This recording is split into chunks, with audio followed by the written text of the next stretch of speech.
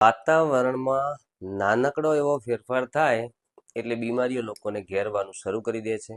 વ્યસ્ત શેડ્યુલના કારણે ડૉક્ટર પાસે જવાને બદલે ઘણા બધા લોકો જાતે જ મેડિકલમાંથી દવા લઈને કામ ચલાવે છે.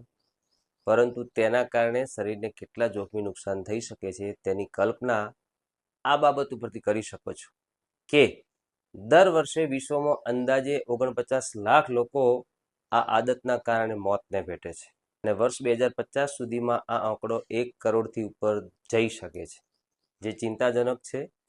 આ પરિસ્થિતિ ન સર્જાય અને લોકોમાં જાગૃતિ આવે તે માટે WHO પણ ચિંતિત છે. WHOના જણાવ્યા પ્રમાણે એન્ટીબાયોટિક્સ વિશેની સૌથી અગત્યની બાબત એ સમજવી જરૂરી છે કે તે વાયરસને નહીં, બેક્ટેરિયાને મારે છે.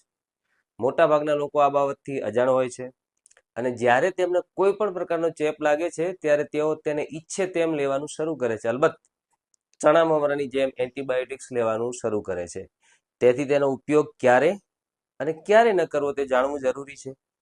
નમસ્તે, હું હેલ્થ કોચ વિષ્ણુ દવે. આજે રાત્રે 9:30 વાગ્યે સ્વાસ્થ્યની પાઠશાળામાં આપણે દવાઓની અસરો વિશે જાણવાના છીએ. તમે સહપરિવાર ઉપર આપેલા મોબાઈલ નંબર પરથી લિંક મેળવી તેમાં જોડાઈ શકો છો. વધુ માહિતી અને માર્ગદર્શન માટે નીચે ડિસ્ક્રિપ્શન બોક્સમાં આપેલા ગૂગલ ફોર્મ ભરવાની સાથે આ ચેનલને વધુમાં વધુ લાઇક, શેર અને સબસ્ક્રાઈબ પણ કરજો.